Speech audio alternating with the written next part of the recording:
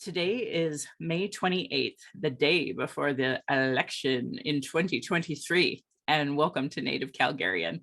Oki, Naganago, Mekoche, Chestakom Aki, or Dekots Nagotine Siku. Hi, my name is Red Thunder Woman. My married English name is Michelle Robinson, and I use she and her pronouns.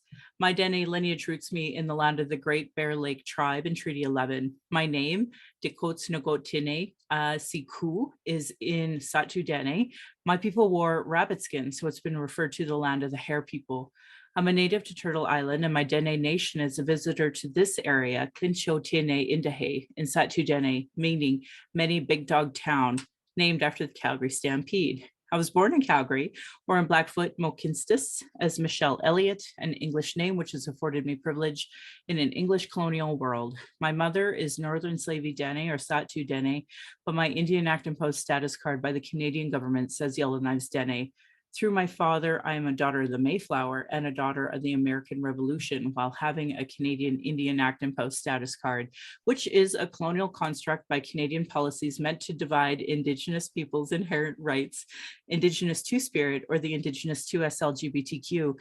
They and Indigenous women are at the bottom of the Canadian socioeconomic ladder because of colonial trauma, imposed poverty, racism, gendered violence, and land theft through government policy. I do not speak on behalf of all Indigenous. I just share my road as I walk it.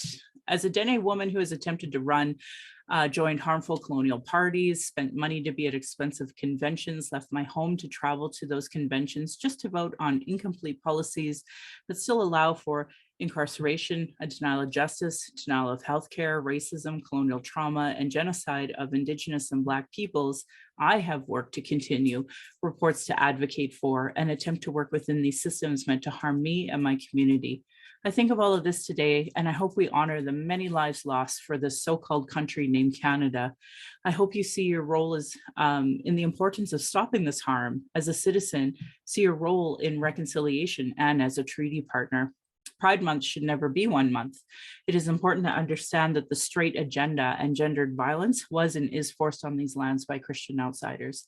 Land acknowledgements are critical for creating that safer space for Indigenous, as well as honoring the host as a guest and acknowledging your role as a treaty partner in a so-called time of reconciliation.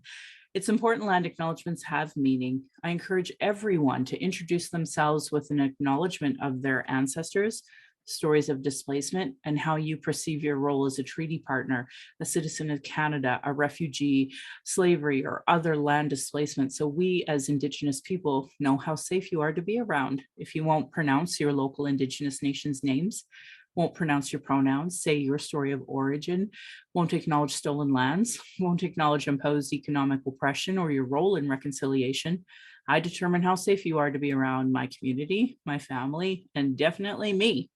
Understanding land acknowledgements and the importance of that is Indigenous 101 because it immediately addresses colonialism, oppression dynamics, broken treaties, and lies taught today in Canadian schools nationally. That's why settlers and those who call themselves Native Calgarians or whatever town you're from, show me you have no Indigenous 101 understanding. Jesse Wente's book Unreconciled explains this perfectly, as do many other Indigenous authored books. Land back is a movement that could save the planet from climate change created by colonialism, but it would be a part of a treaty partnership, part of meaningful reconciliation, and honoring global initiatives like the United Nations Declaration of Rights of Indigenous People. I honor the Blackfoot as the elders that have been so kind to me on my Red Road journey. Elder Red Crane taught me how to pronounce my spirit name in Blackfoot, and Leonard Kenny taught me how to pronounce my name in Satu Dene. My humblest apologies to the Blackfoot and Dene elders and language keepers as I learn those proper pronunciation. I'm speaking to you on the lands of the Niitsitapi, which is the Blackfoot Confederacy. The Blackfoot south of the imposed US-Canadian border are the Blackfeet. North of the border are the Siksika, Kainai, and Bagani of the Confederacy. These lands are Treaty 7, signed September 22nd, 1877, with signatures that include the Blackfoot Confederacy, the Wesley Chiniki Bearspaw Chiefs of the Stoney Nation, and the Dene from Tsuut'ina. I acknowledge all First Nation, Métis, Inuit, status and non-status across Turtle Island as the keepers of these lands. All non-Indigenous are treaty partners with the government signing on your behalf. My Patreon account is Native Calgarian, where you can pledge and support. Thank you, previous donors, for showing your support. If you value listening or watching on YouTube and can afford to give, thank you. For those who cannot afford to give, I'd love to hear from you at nativeyyc@gmail.com, where you can send in your comments or questions. Also, giving a review helps, whatever medium you're listening from. I have the YouTube channel that you can go and subscribe, or you can go to nativecalgarian.com for the latest podcasts and pin posts on social media. So today, I'm so happy to have my good friend Erica with me. Erica, would you like to introduce yourself in your way? My name is Erica Ifill. I go by she, her pronouns. I live in what is now called Ottawa, but is traditionally the land of the Algonquin people. My basic role, I am a Black woman, and I am a Black woman whose parents are from Guyana, South America, whose lineage includes African Black, South American Native Indian, Portuguese, and I'm sure there's some other mixes in there. I was born in this country, but my parents came here as immigrants. They had attended Canadian schools and immigrated here after political distress in Guyana, which is where my parents are from, really became untenable. So that is part of my background. I have never, ever introduced myself like this. So thank you, Michelle, for making me dig into my origin story and also my identity and making it whole. Thank you. I love that. I'm so glad you're here because, I have been watching your media, what you've been doing, and I just think, having that Black lens has been so important. We have so much in common to talk about when it comes to, colonialism, land displacement, racism, Absolutely. white supremacy. So it's just like, thank God we have more voices at the table. To me, Black and Indigenous people are family. Yeah. To me, where we are now, obviously, like, whether you want to call it adopted family, community family, whatever, but we have so much in common. And what I learned in being in community with Indigenous women is radical love. That's what Indigenous women in BC, in Vancouver, taught me. I was there. It was a difficult time for me, and it was the warm welcome of conciliation, not reconciliation, but conciliation, because I feel like we still need to come together. Yeah.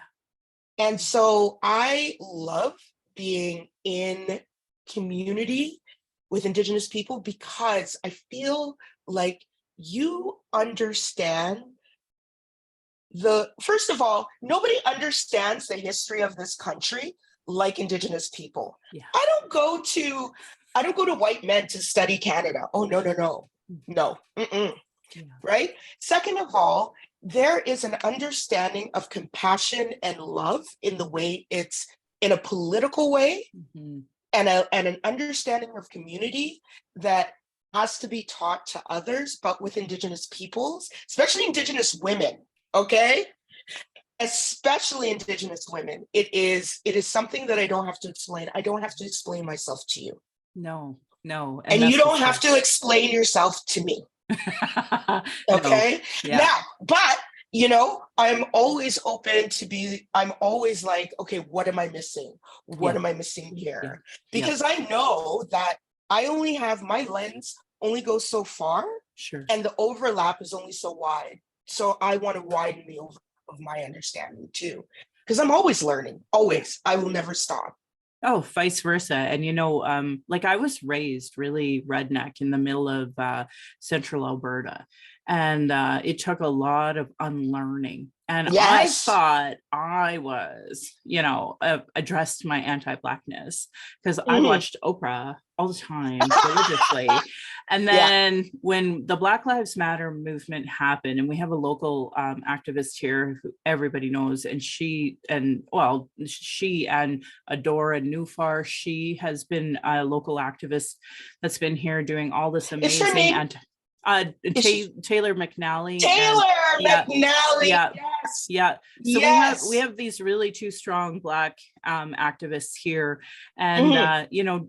it wasn't just them, it was all the Black community across Turtle Island that really Mhm. was putting out these pieces that I was like, I don't think I've addressed my anti-Blackness quite a bit. We had a friend of ours growing up, and he would say, look at this during the Olympics, how this white guy who won bronze would be on the front of the sun, and this Mhm. Black dude who won a gold was on like page 13, right? Mhm. And it was like, ooh, that's that doesn't feel good, right? Mhm. So these Mhm. were things that I thought I had addressed, and I was watching Mhm. Oprah and she was good, so I was good. And it's like, no, I really think all of us have unlearning to do, and I've been Oh really yes. focusing on that internalized racism, Yep. not just for me, but also the anti-Blackness, the browns, like everyone, because Yep. it's there. I was It raised is. on Arnold Schwarzenegger movies that hated all Muslims, right? It took me a while to say Muslim. It took, like, I was a Muslim, yeah, right? Like, it just, Mhm. Mhm. it took a long time. So, It, I think it's important we acknowledge we can always learn from each other. And my daughter just said that they want to use they and them. So there's another one I'm trying to unlearn, because it's one thing to do it with someone new. It's another to do it with your daughter. And they absolutely. are okay with femme terms like daughter, but Mhm. trying to go to they them has been a bit of I'm catching myself a lot. I still do. I Yeah. still a friend of mine went to they them. And Mm. I'm still, but it's funny, she said to me, or see, They I'm said, doing I it. know, I hear you. Oh, sorry, you know who you are. They, I'm like, see, I'm gonna screw this up. And they were like, it's okay, Erica. Like it's an adjustment, Yeah. you know? I say, so I just made a boo-boo and I corrected myself, and that's okay. And Yep. let's talk about the election. Let's do that. Oh my goodness. We were talking offline. I'm like, we got to hit record. Yeah. Holy. Because like we have to. Let's start by addressing why it is everyone out east thinks every native is against all oil and gas. Let's start there. Yes, Because I love this. Let's go in hot because yeah, I've noticed this. yeah, I've yeah, noticed this because I grew up in Edmonton, okay? And I know, when I'm out in Ontario, I'm like, this is not universal, people. no. This is not a universal view. It's the same. I know from Blackness that we have all sorts of Black people. We have conservative Black people, respectability Black people, politics Black people. We have Yeah. the activist Black people. It's a range. Yep. So I want to hear about this. This is a nuance that I think that it's not even that nuanced, to be honest. It's not No. nuanced. No. Let me just say, it is not a nuanced concept. Do you think that other Indigenous people might want a pipeline? And the pipeline politics plays deep and wide in BC, Alberta, and Saskatchewan. Yeah. Yeah. It's bad. So let's unpack it. So let's unpack. Yeah. So folks who don't know, all Indians are called an Indian under the Indian Act. If you are not an Indian, I highly recommend you do not use that terminology unless saying the Indian Act. Tell us about Native. Sure. So, well, I named Native Calgarian Native because I've had lots of non-Indigenous people who are proud to be born in Calgary say, well, I'm a Native Calgarian. And I always go, what nation are you from?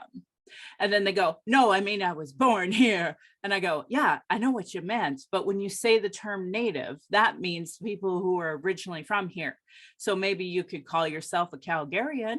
You were born here, that you could say that, but you're still a settler. right? But for Indigenous, a lot of us just call each other Native. So I don't care if you're Inuit or Métis, I'll call you Native.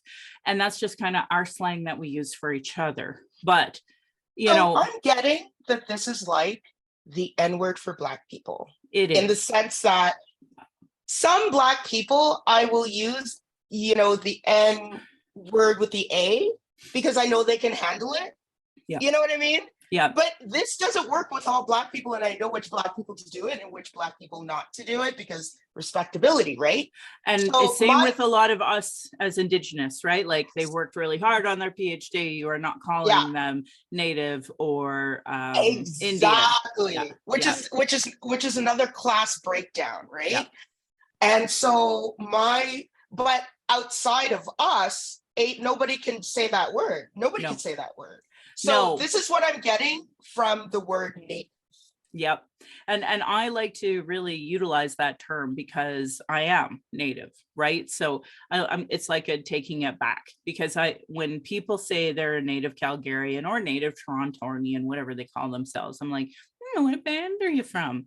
Just to kind of emphasize the point, like you are not recognizing settler dynamics here, colonialism, like treaty partnership, nothing, right? So that's why I use that term. Indigenous is that umbrella term for First Nation, Métis, and Inuit. So like that's a really great term for Indigenous to use, is Indigenous, right? Unless they've said I'm Dene, then don't call me Indigenous. They just call me Dene because I'm Dene. And I tell people like this, it's like if you're from, I don't know, if you're from Ontario and you say I'm from Ontario and everybody calls you a Canadian and you're like, I'm okay with being called a Canadian, but I'm from Ontario. So why wouldn't you break that demographic down a bit, right? So just to kind of hope to help some settlers that may not get it. I don't know how demeaning it could be. So and Dene means people, right? So when people say Dene people, it's like you're saying people. Right? Don't say Dene people, just say Dene. Yeah. Okay. Yeah. And this is the nation from that originally settled around Calgary area. This is Blackfoot territory, and I know This is Blackfoot territory. This is yes. Blackfoot territory during Treaty 7 and the signing of Treaty 7. That by then there was some displacement by then, so that's why you have the Stoney, and that's why you have the Tsuut'ina. The Tsuut'ina say that they've always been here too, but there's been a lot of movement within the Blackfoot territory, and the Blackfoot territory went all the way up to Edmonton. Right, like it was huge. So like it's really. I remember that from school, by the way. I do remember that the Blackfoot territory was huge. It was basically half of Alberta, and a little bit north and into of Saskatchewan and way down into the States. Yep.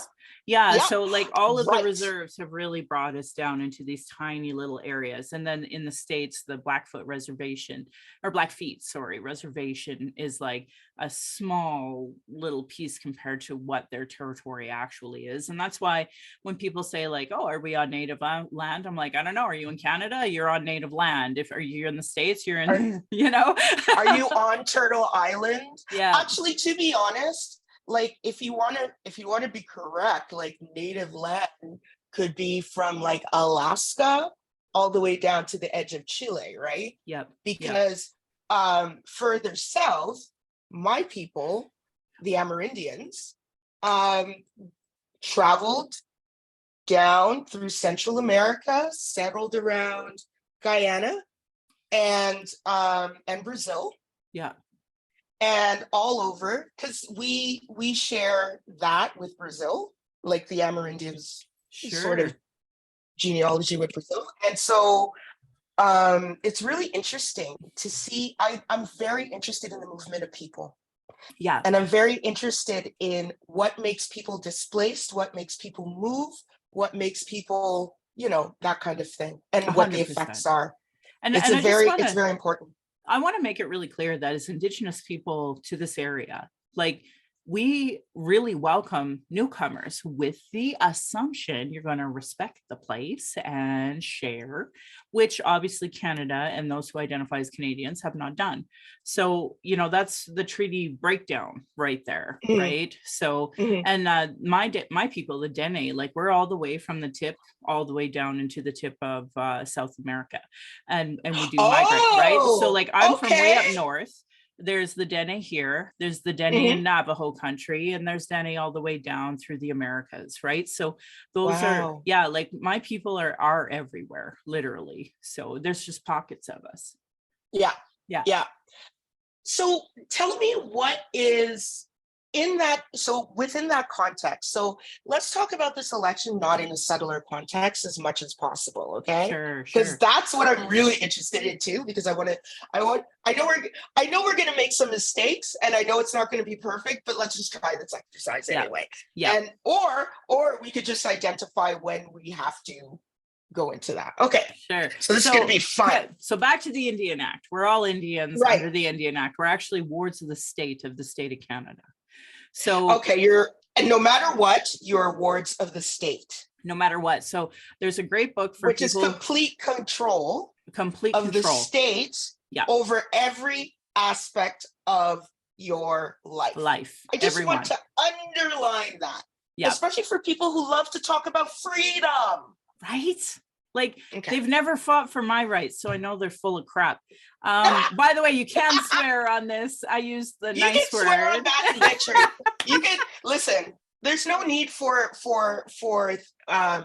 Respectable. you know, respectability politics. Exactly. We're not Right doing that on. here. Right on. Okay. Yeah. So kind of like that big picture here where people think we have control over our lands and we do not. Mhm, So there is an organization called Indian Oil and Gas, and they were the mhm, ones through the federal government. I mean, Preston Manning was the CEO for a long time, just to give you an mm. idea, right? Like how it was controlled by white people as well. Today, there's an actual Indigenous woman who's like a part of that, but like I think people don't understand that we have no rights. We have no rights to development and business. So for folks who don't understand any of this, start with 21 things you don't know about the Indian Act. It's a simple read, easy read. You can leave it in your washroom and it'll be done it like that. But really, the Indian Act controls our life. And as a result, like when it comes to oil and gas development, like we are under, like, and I've said that at the beginning of my podcast, we're at the bottom of the socioeconomic ladder because of imposed poverty, because of the Absolutely. Indian Act. That is why we are in the Mhm. situation we're in. So when some oil and gas company comes along and says, hey, you want to do a little bit of revenue sharing and a couple of jobs, we're like, yeah, sign me up.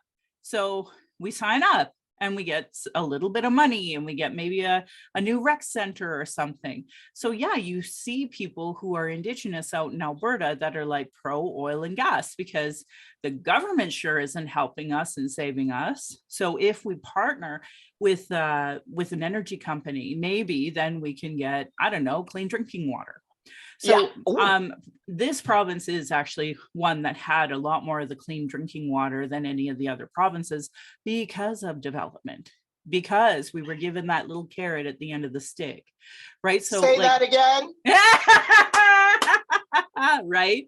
So and for folks who don't know, my background was literally drafting wells and pipelines until I went and had my baby. And then when I experienced systemic racism in the hospital, that was when I was like, we really need to unpack this, because I was definitely that Indian that was a proud apple, red on the outside and white on the inside. And today, walking down that red road, trying to unlearn Oh, please. all of that, right? I was a neoliberal. It's fine. So that's me, right? Like We that's what all I've been doing. evolved. Yeah, We've yeah. evolved. Okay. So, but By you the have to way, I have understand, a little. Alberta. Go ahead, go Mhm. ahead. I have a Alberta little. culture. Yes, yes. That's why. Okay. So anybody who knows me knows that I am from Alberta, right? And sometimes I'm like, I'm so glad, like, thank you, because I feel like um there's a culture here, there's a cultural difference here that is just wild. Yes, yes. And I'm going to tell you guys, like, Alberta's wild. so It's for just wild. folks who don't know, I grew up in domestic violence. I grew up with a Boilermaker father union. So I know, you know, in central Alberta, where all of my friends were divorced, you know, the product of beatings, you know, and it wasn't considered bad at that time. It was, you needed to Yeah, learn a lesson. yeah, Anyway, yeah, regardless, and alcohol, like there's functioning alcoholics who can, yeah, like, you know, still work a 40-hour work week, so yeah, they're okay. And yeah. so addiction is a real issue in Alberta. And only now that I'm older and unpacking a lot of it, am I like, oh, we really had a problem then. And really, and we've lost friends. Like I have my husband's two best friends. One died drunk jumping into a raging river, and the other one is in Wow. jail. Right. And this was all substance related issues. So, Right. you know, and that's where we're at, where it was like, well, my husband didn't go down that road, and he ended up working. And even though, you know, he very well could have done that even through work, you know, he's not in sobriety. He doesn't have an addiction, but he has a podcast where he focuses on helping people with their sobriety. So that's the other Hmm. one he produces. And these are issues Okay. that really matter to us, because we are Hmm. surrounded by, like, I have an uncle who's in AA and proudly has been in there for decades, and I'm proud of him, and so many of my friends and family. And then I'm sure you follow, I care a lot about the drug poisoning issue here happening in You do. Alberta. And I get Narcan, and that's its own journey. But that bigger picture is that, like, we have to stop with this addiction issue that we have here. But I mean, honestly, we could all say we're addicted to oil and gas too. And we don't have a sales tax in Alberta because oil revenue has always stopped us from being able to do that. But you know what? There were major changes at the UN when it came to fossil fuel extraction policies, global policies, trade agreements. And I ran in the last election hoping that Albertans were ready for positive change. We're ready for, like, okay, this is here. One of my favorite Albertans is Dr. Kevin Taff. He was a former Liberal leader, and he wrote an excellent book about basically the global policies that were changing, that we're going to leave Alberta behind. Because we don't have a sales tax, like, we literally could collapse right away, and we are. So we need to focus on some serious changes. And nobody in Alberta who's, like, you know, sniffing cocaine, drinking beer, riding around in their big Dodge truck is going to be like, yeah, let's totally transition. No. I'm loving the voice. Okay. So anyway, we do have lots of folks, like, and just to give folks, especially out east, an understanding, the Métis here actually have, the only province has their own jurisdictions. Like, we have Métis settlements north of Edmonton that is not any other place. So we have these Métis settlements that are currently under fire, by the way, and lots of reserves that are up in those areas where they want to do the oil extraction, and they want to make pipelines and such. So, like, they benefit financially from that. And that's why a lot of them are for it.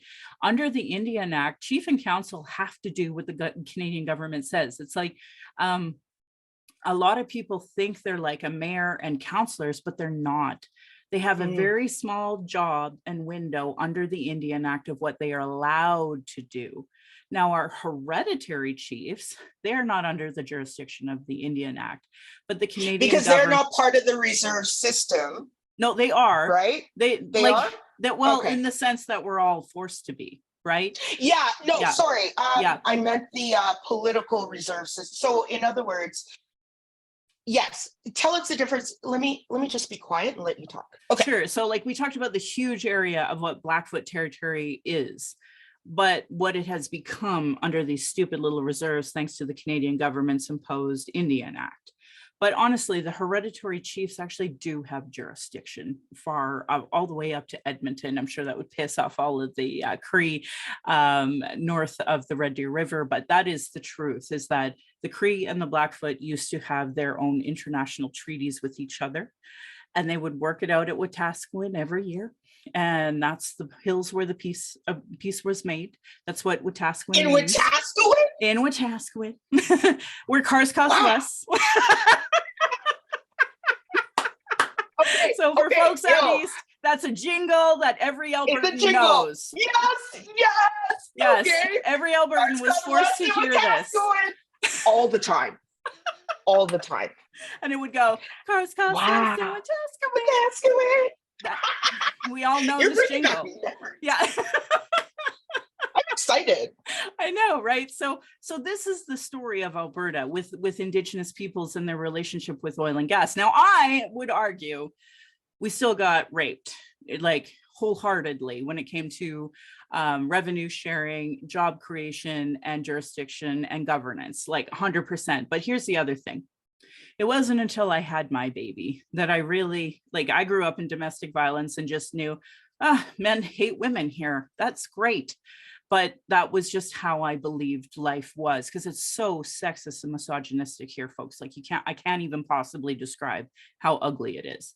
So I was just like, this is Alberta, where nobody respects women and women get raped and murdered all the time, because it wasn't even just Indigenous, it was non-Indigenous as well. So I started to really unpack that once I had my child, and I experienced systemic racism in the hospital, and then dealing with systemic misogyny.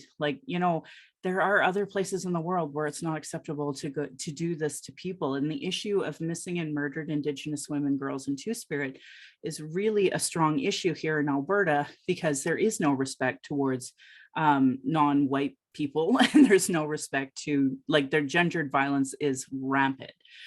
So I seen only after I experienced systemic racism in the hospital how I was still contributing to this issue of missing and murdered Indigenous women, because I was a part of the oil and gas system.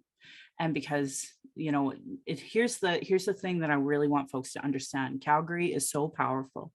There are so many international mining companies that are headquartered here in Calgary, and they actually are murdering Indigenous people, not just locally, not just provincially, not just nationally, but globally. And they can get away with it because we have such easy laws that in other jurisdictions, you can't prosecute us the way we should be prosecuted, frankly. So if these oil executives, and I mean, and actually they do understand this issue, but here's the thing, they are so racist. They are so racist against Indigenous people that they are okay with us dying in order for them to make money and live a comfy lifestyle and fly to Mexico twice a year, all those things. So I think that Canadians really need to understand, this is a sickness here that really needs to be addressed. And ironically, it will be, because globally these policies are changing. And when it hits Alberta, and it did already, and people blame Notley and they blame Trudeau, but the truth is these are global policies that are affecting Alberta, and Albertans are not willing to learn about why it is affecting us the way it is. So this particular election, back to that, is based on this idea that, well, we can't trust Notley because I need my oil and gas jobs. But ironically, for people who would read, and people who vote Conservatives don't actually, they will not look into their past and their policies. Conservatives are fiscally the most irresponsible. And the last UCP government under Jason Kenney and now Danielle Smith actually lost us the most jobs as well.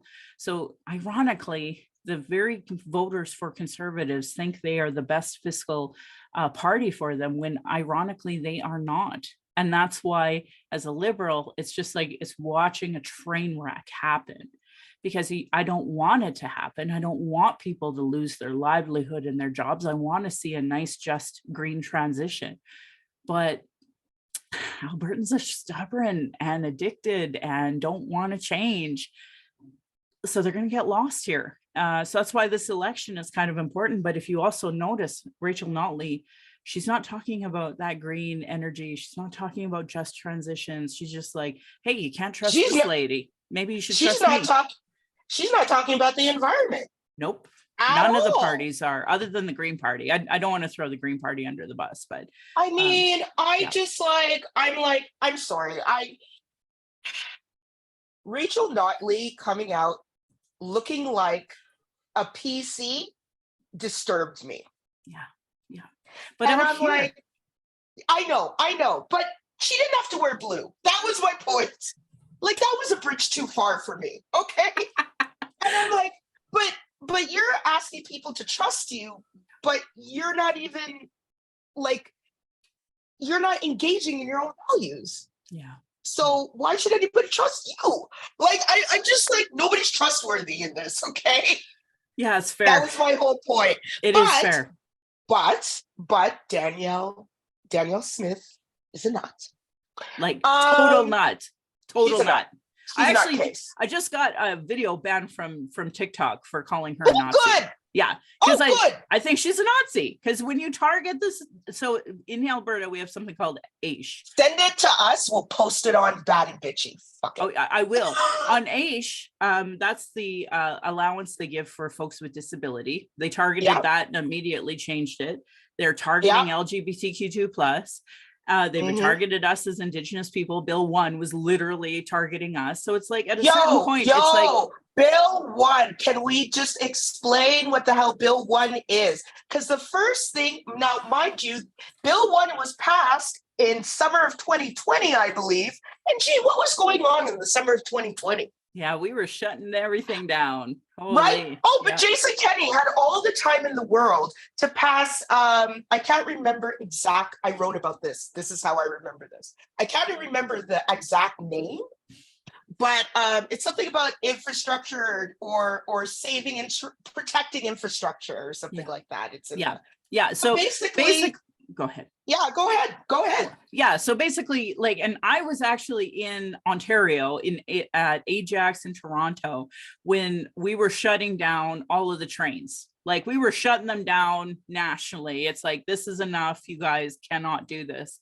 And they were getting shut down. So Jason Kenney was like, no, we don't want natives shutting down our infrastructure. So Bill 1 was saying, you can't shut down our infrastructure, which was conveniently ironic later when all of the white people from Alberta got in their trucks and headed out east and headed down south to stop the Coutts border.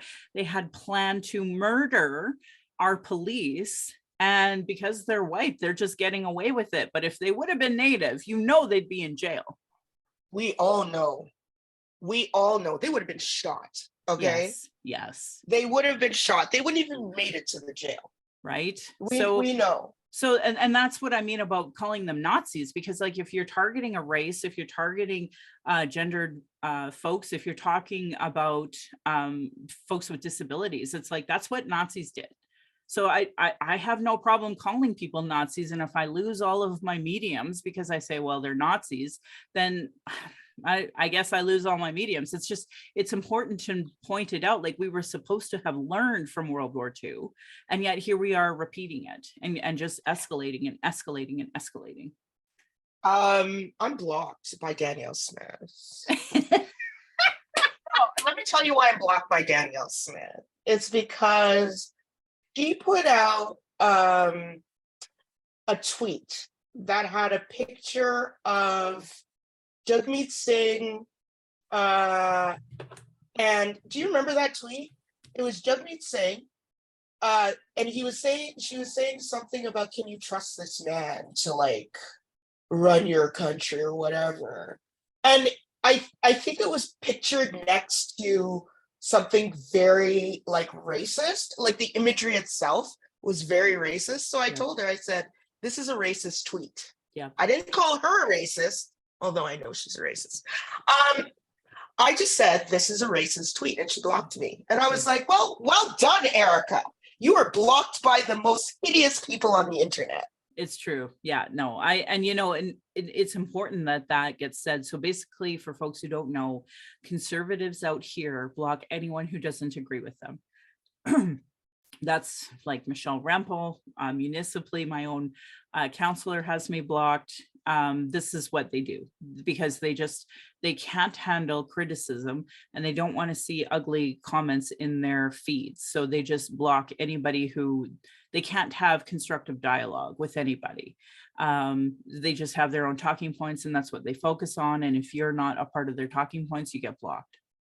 What's wrong with the media over here? Oh, they never hold And anybody they to saw, account. they don't like that No. softballing that Yeah. I saw. I was just like, Yeah. where what happened? Where? And I would even argue that happened out east with Harper when he like shut down the parliamentary bureau, where Mhm. there was a real like silence from a lot of the media. Now, most of the media here is actually owned by conservatives. So Mm, that's part of the reason why they never get hard hitting questions. And that's why like right. independent media matters so much, right? So that's why you'll Mhm. see the conservatives go after any kind of like the CBC, like here's the ironic part is that Harper installed the last appointed board members. So when I listen to the CBC, I think it's ridiculously conservative out here. But ironically, they say it's liberal media, and it's not liberal media. It's actually run by conservative appointed board members. So I even like want to throw my radio out the window lots of times listening to the CBC because they're so conservative and they never hold any of these conservatives to account. So for Mhm. me, it's so frustrating because there's so few places that you can go for real independent media here. And that is the impetus as to why I started Native Calgarian, because there's no Indigenous voices. There Mhm. is a really great group out here called Wind Speaker.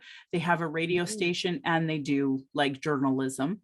So them and APTN, they have journalists out here. So those are Mhm. the only people that I see really holding to account the politicians here. But because they're Indigenous, all the non-natives are like, oh, I'm not going to read that because they have power and privilege not to. Right. So that's, I would say, where the best part of it is. And even they will do not respectability articles, but try to showcase, like we have a UCP Indigenous man running. So one, he's a man, and two, he's non-status. And what that means is that he hasn't had the same level of oppression that those of us who are status have. And because he's a man, he gets away with that misogyny that a lot of women would like, we just are oppressed under. So I can see why he ran UCP. That's his deal. That's his jam, Mhm. man. Mhm. Mhm. Mhm. Yeah. I think that that's really interesting in terms of the dynamics Yeah. of what those dynamics look like out here. Yeah. Because I personally am more and more disappointed with Canadian news media every day. Yeah. And now I don't get my news from CBC or Global or CTV. I don't. Yeah. I subscribe to Apple News. I have like 1,000 newsletter friggin' emails, Yeah. okay, that Me are too. unread. Yeah. And I listen to podcasts, and I don't listen to CBC podcasts or Global podcasts or any. First of all, those are radio shows masquerading as podcasts, so that's Yes. number one. But also, I don't see. They're going to give me a headline, and they're going to give me some sort of summary, right? Mm-hmm. I don't want that. I want something with depth. I want something that will help me to understand the context Yeah. of the issue, the Yeah. history of the issue, and all of that. I want more.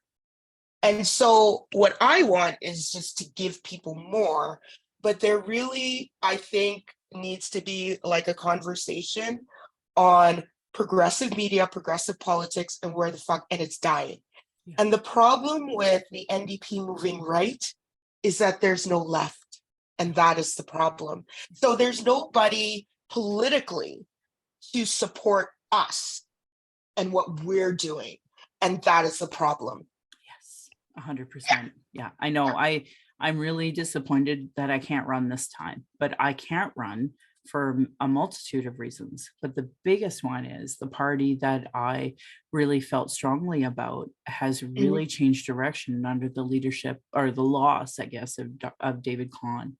And because he was a Mm, queer BIPOC, you know, I follow him. he's great. He's just so great. He's since he's left, so he left to go to Vancouver, and Yes. yeah, so Yeah. he's obviously he's changing careers, so he's a lot more Mhm. quiet. But honestly, he was one of the best voices we had in Alberta for a long time, and it's a Mhm. real shame that folks chose not to elect him, because I think he would have been the one giving some sort of accountability to this province.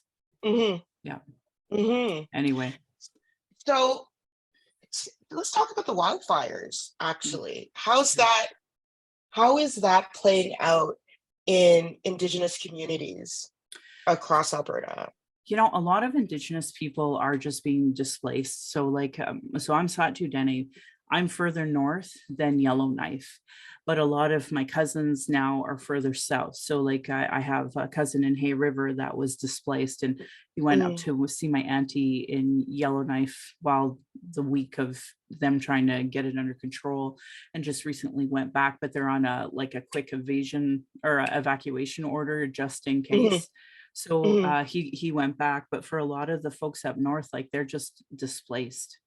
And mm, yeah, so this election, like I, my husband voted yesterday, and there was at least two people from displaced areas up north that came down, but you know, she didn't tell me if they were white or not. mm. Yeah, because a lot of Indigenous don't vote. We actually have the power to absolutely change this country with a vote, but actually a lot of us don't vote. And if the people up north all chose to, like, we could have Green Party, we could have NDP, whatever it is they want, but they chose not to cancel the election. And because the kids are out on reading week at the university, that is a high demographic that would be against the Conservatives, and they are not, you know, they're busy. So yeah. So a lot of Yeah. folks that would be against the Conservatives are displaced. Well, that's not true. A lot of people up Mm, north love the Conservatives, and they win all the time there for that reason. So, but a lot mhm, of Indigenous won't vote anyway, because mm. they see it as another nation. They see Canada as another nation, as an occupier. But I see it as, you know, you have an opportunity to give a protest vote, Yeah. right? Like, you go vote and you're protesting in the most non-violent way possible. And the most, like, as you said, it's respectable politics, right? Respectability. Yeah, I believe I could I I used to be like, I don't get why people do vote and da da da. See, neoliberal. Anyway, um, We were all but there, I get it. Erica. I get it. Now I get it, and in more in the sense that I just get it more, and I feel like um I understand. First of all, people do not do not call Indigenous people Indigenous Canadians. Okay, please, no, no, no, no. Canada should come into your vocabulary when describing Indigenous people Yeah. at all, because they are separate nations. You are separate nations, right? Over And 600 of us. basically, that's what reconciliation should mean, right? Yeah. Is this pathway between these nations, or amongst these nations. Hmm. These like I once I started to understand that, I was like, oh, Yeah. oh. All of a sudden, Canada itself started looking differently to me. Listen, there is one of the most educational pieces ever written is the Missing and Murdered Indigenous Women and Girls Final Report. Yeah. You want to know anything about the Indian Act and the effects of the Indian Act, especially the gendered effects of the Indian Act? It's excellent. Now, it's a long read, but worth it. I learned so much from that document. It's free. Google it, download it, read it. It's summer. You all have book clubs or something. Like, do that. Yeah. You 100%. know? 100%. Yeah. Like, I can't stress enough that it is the responsibility of all Canadians to read that report, along with the Truth and Reconciliation Commission report. Those two Absolutely. things have to be mandatory reading by all Canadians, no matter how young or old you are.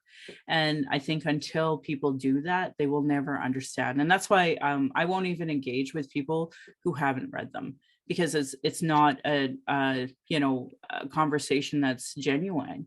It's disingenuous, for me to be asked to educate somebody when they have done zero work on learning about us, right? So yeah. That document though, opened my mind. Okay. Yeah. And it made me understand what this country's like. I look at this country differently ever since then. Yeah. That's where I sort of started learning about doctrine of discovery too. Yeah. And so then I was like, oh, Canada's not even a real country. Okay. It's true. It's true. It's true. I know. Yeah. Listen, Ottawa's squatting. Parliament is squatting. Let's put it that way. The original squatters are Canadians. Yeah, 100%. exactly. Yeah, exactly. Yeah. And like we would be willing to share if there was equity, but there isn't. There's never equity. There's never equity. So of course we're not there. And Canadians, they won't even read these two reports. So if they won't even read them when they're free, come on. Don't pretend you give a shit about resolving these issues if you're not willing to read these reports. Yeah. So absolutely. Yeah, but and we have recommendation. And by the way, I do recommend that if you actually have read them, start joining reconciliation committees. So here in Calgary, we have a reconciliation action group. So you'll see me share a lot of that information, because like these are settlers that are like, oh my God, before I just thought you guys were dumb. Now we know that there was policies behind it. And so, right? So now they're willing to do some work. Like we have a major high school here, Diefenbaker High School. And while that name is problematic in itself, their mascot are the Chiefs. Whoa, whoa, face paint, no. Fuck yeah. That's, yep. Yes. Even the Washington team had to get rid of that name.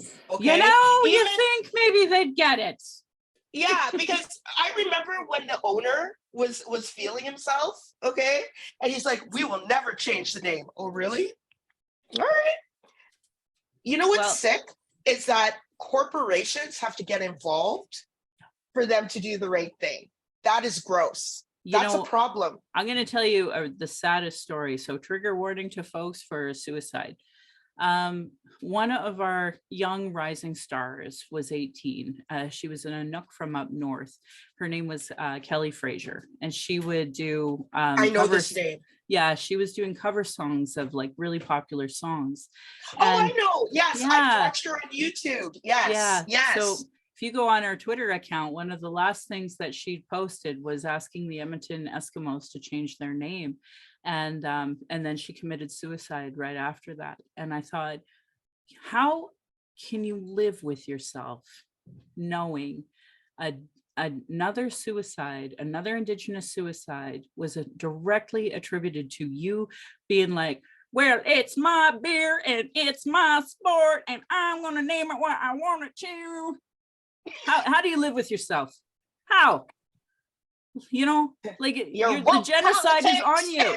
The genocide is on you because you have to drink Molson Canadian while watching your stupid football game. That's stupid. And yet in Canada, everybody's like, I'm a native Calgarian and I like my beer and I'm going to be for Diefenbaker Chiefs. And that's, they think that's okay while they go hit their women and go snort some cocaine and drive around in their Dodge truck. They do love their cocaine and meth, I gotta say. Holy cow. This is Alberta. This is the thinking here.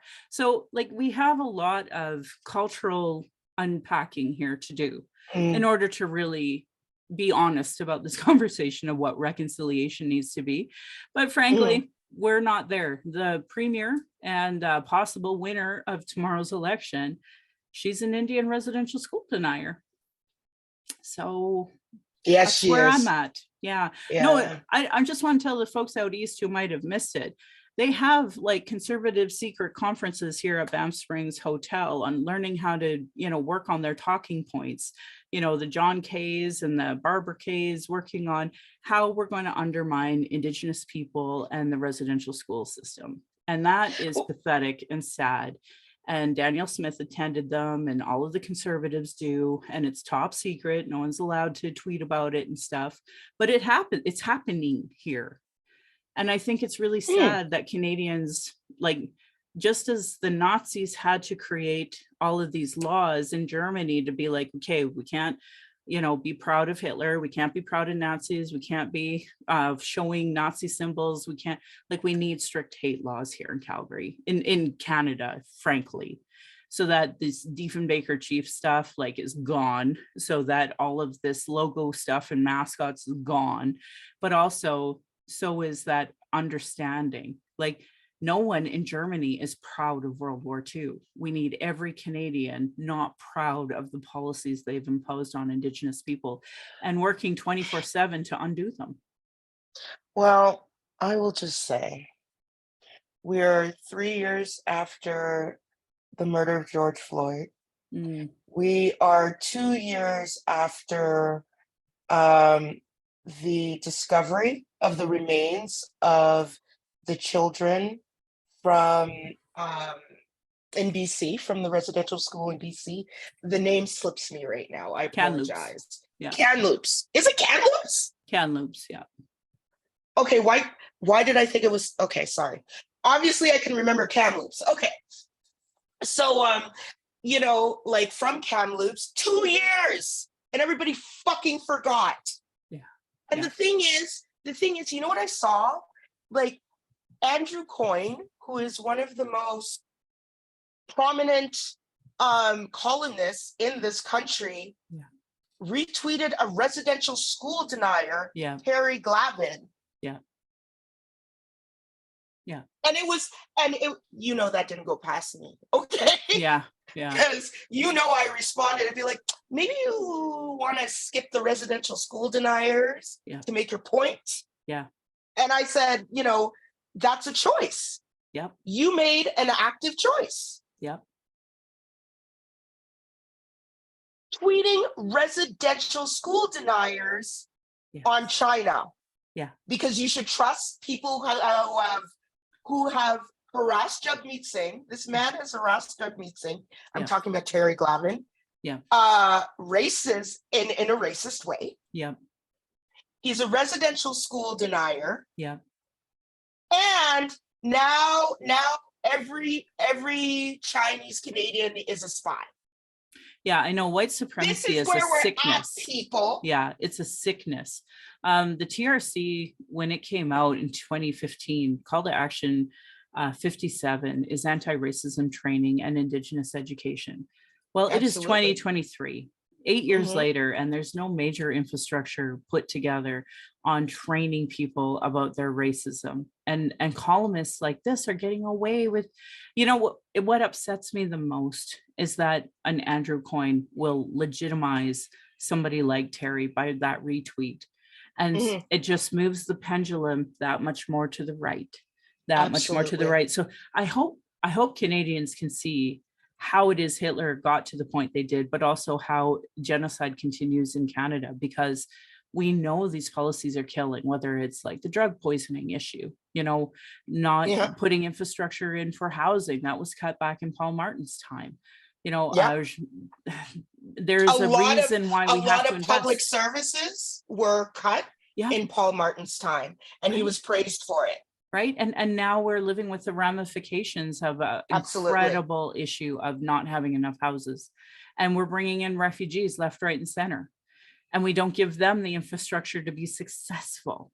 So like, we know that a lot of people will just end up being the janitors, etc. That's why you never look down on a janitor ever, because that person is likely a doctor wherever they're from. But in Canada have hit so many systematic pieces to be unable to do what they're probably best to do for. So my housekeeper was a corporate lawyer. See, in her country. It's Yeah. disgusting. It's Yeah. disgusting. We should have better ways and mechanisms of bringing people in. And here, like, and just for folks out east who are probably listening for the first time, I'm going to tell you a sad fact of Canada's refugee system that we see here right where I live. We brought in tons of lost boys from the South Sudan. And Mhm. we have a huge South Sudanese community as a result, but some of them have mental health issues. And because we don't have culturally appropriate support systems for them, they just openly murdered one of them right on our main drag in front of so many people. And their family, the mother had to come all the way up. And I think she relocated to Nigeria, so she moved to Canada just so that Mm. she could try to get justice for her son. And Oh, this is the type geez. of thing that happens here because he's black. Erica, I know our listeners who are like, yeah, it's pretty fucking racist. They all know there will never be justice for this family, and it's Never, disgusting. never. And that's the problem, that we bring in refugees, and if they're not white, like, we have a great system for those Ukrainians. This is the third wave of Ukrainians out west, the third wave. And we have great infrastructure for them, but we sure didn't for the Syrians, and we sure aren't for the South Sudanese, and even the Vietnamese that came here. Like, you know, I would argue that every barrier you can possibly face happens if you're not white. I agree. And on that note, Yep. we're going to put a pin in this because you and I are going to talk again. Yeah. That Because sounds I want to great. hear you talk more about addiction, Yep. about addiction policies. Yes. I think you have a very compassionate approach to it. And Mhm. that's what I want to sort of, that's the approach I want to have. That sounds great. So, I mean, this cross, like, let's do this. I love this. Okay. In 717, I'm missing Succession. And I'm like, because I'm like, screw it. Let's just keep talking. Yeah. Let's just do it. I know. So, you and I are going to do this again. Yep. And I hope tomorrow's result is, but it, okay. The last polls put the UCP in the lead, man. We're in big. Yeah. Yeah. At least they're Yeah. open about their Nazism. I don't know. I guess. Do you want to bet? Okay. Do you want to put this out there? If Rachel loses tomorrow, do you want to bet that she'll step down? She should. Yeah, but I don't think she will. Oh, for folks who out east who don't know, her dad was Grant Notley, who died. He was like the founder of the NDP here in Alberta, and he died in a plane crash. Oh, no, that she ain't gonna. No. That's her birthright, remember? Yeah, no. She thinks it's her birthright. Well, yeah. Isn't it ironic that the Conservatives won't attack her on nepotism? Because it's like, so obvious. Well, that explains a lot. Yeah. So what do you think? She'll step down tomorrow or no? No, she won't. No. Yeah, I don't she think should, so either. But she won't. Well, yeah. I think they should at least call a leadership race at the very minimum and see if she got reelected. Let's have a leadership race. Yeah. Let's have a leadership race so that all the ideas and the frustrations can come out on the floor. Like that's what they need. And one other thing. So out here, the Conservatives, they eat each other like dogs. So on door knockings right now, all the Conservatives, they are saying we're going to get rid of Danielle Smith. Don't vote, vote for me. Don't vote for Danielle Smith. Vote for me. So I guarantee tomorrow after the election, there will be a leadership race in the UCP as well. I guarantee that is coming up because they will eat her. They are eating her right now. So they're going to get rid of her as soon as freaking possible. Heard it here first, kids. Yep. Oh, I love these predictions. Yes. Yeah. Yes. Hopefully they don't replace her with someone worse. Oh, they will. They'll find some other Yahoo that have said something transphobic and, it'll be racist. Oh, it'll be mad. It'll be awful. Don't worry. And then I'll bet you even before the next election, they'll not have gotten rid of not just her, but that whoever that person is and have somebody new for the election. So like, that's how bad the Conservatives are out here. Yeah. They do eat their young. It's true. They do. All right. Well, we're gonna talk again, and you got to let me at least watch the last hour. Oh God, yes. God, yes. Okay. Let Okay. me find out who ends up on top or if they all fall apart. All right, I'll see you soon. I just miss you, Erica. Mwah. I miss you too, love. Okay, Bye. bye.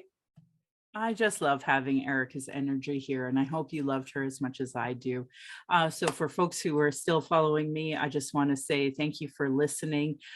We have our book club coming up. So for June 12th, we have Five Little Indians by Michelle Good, and that's a really good book for post-residential school. So what it's like trying to live after going through Indian residential school. And remember, the last one closed in 1996. I graduated high school in 1994. So just give you perspective. July 10th, we're still working on MMIW.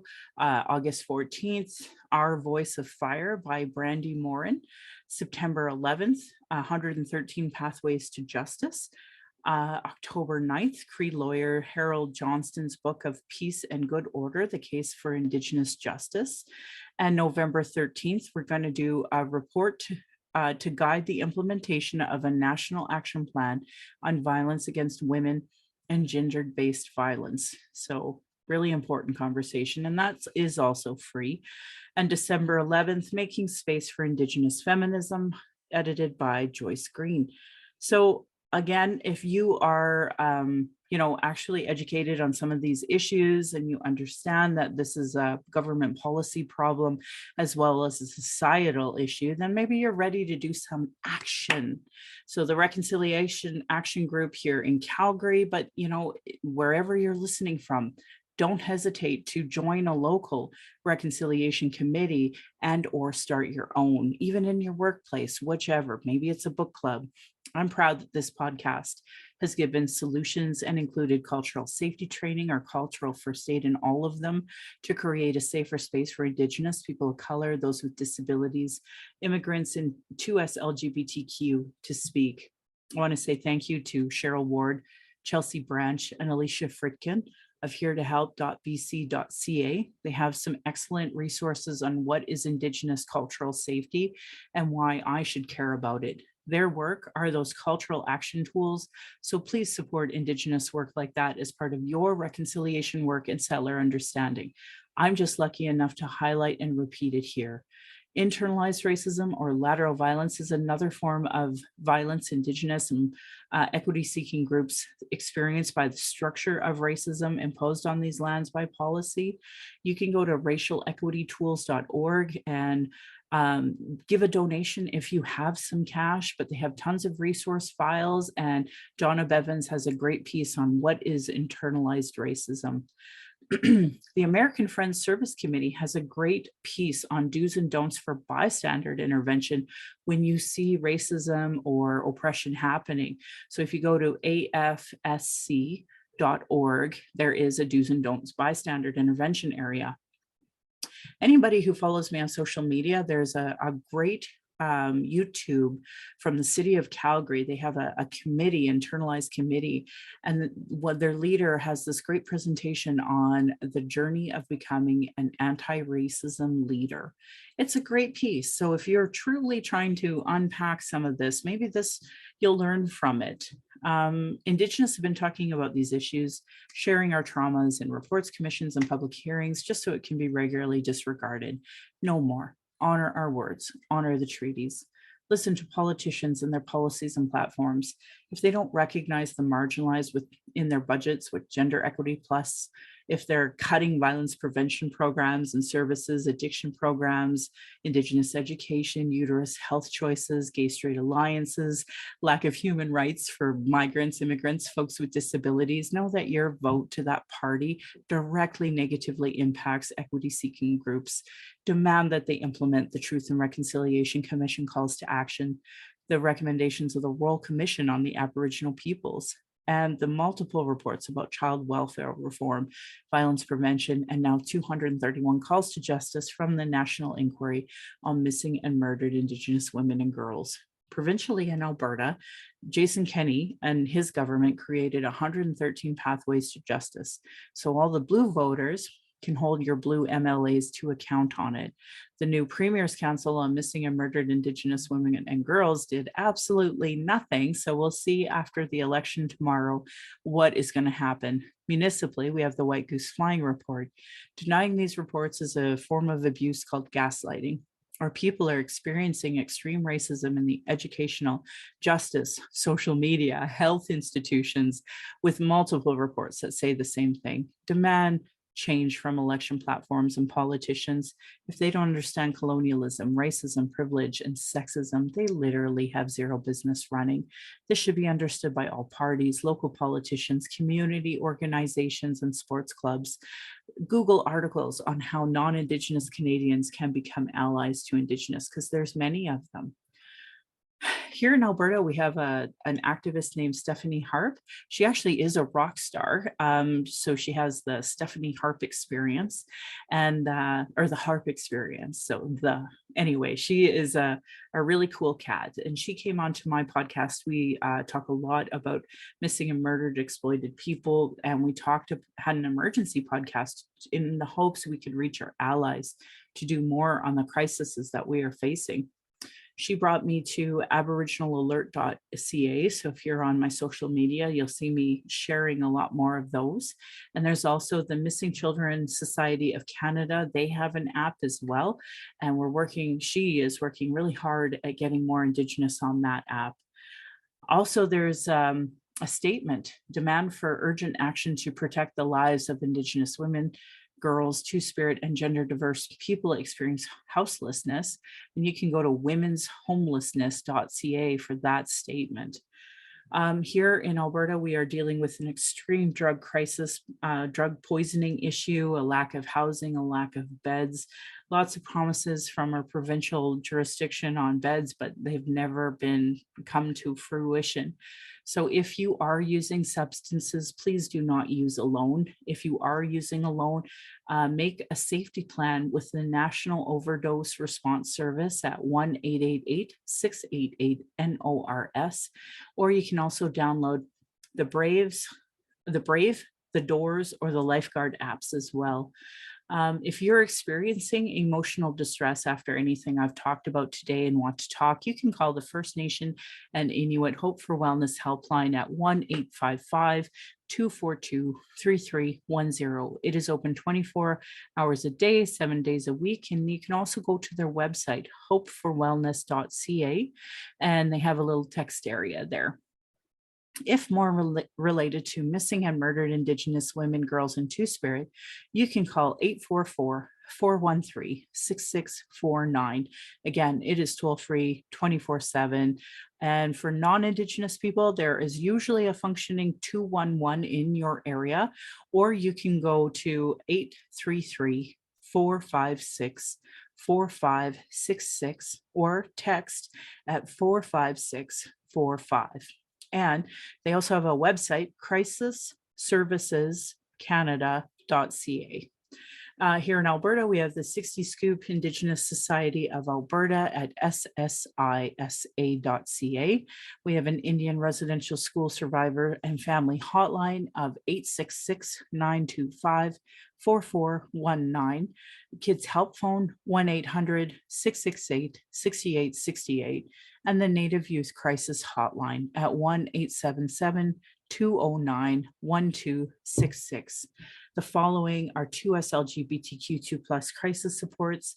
If you listen to my last one, I talked extensively about what Jeremy Farkas had said on the CBC Eye Opener about how, as a bisexual man, he wishes he showed more leadership when he ran for mayor on this topic. So if you are LGBTQ2+, I want you to know that the rhetoric you're hearing from politicians is ridiculous. The majority of the people listening to them reject their belief system.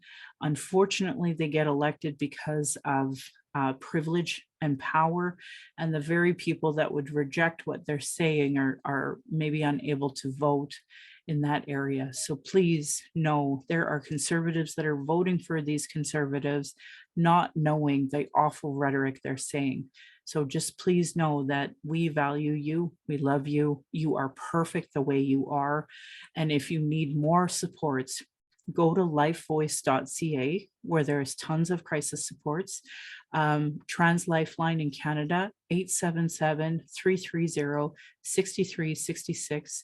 The Trevor Project for LGBTQ Youth, 866-844-7386. Violence is my everyday reality. Every Indigenous generation has faced it. This is self-care, how I take my power back.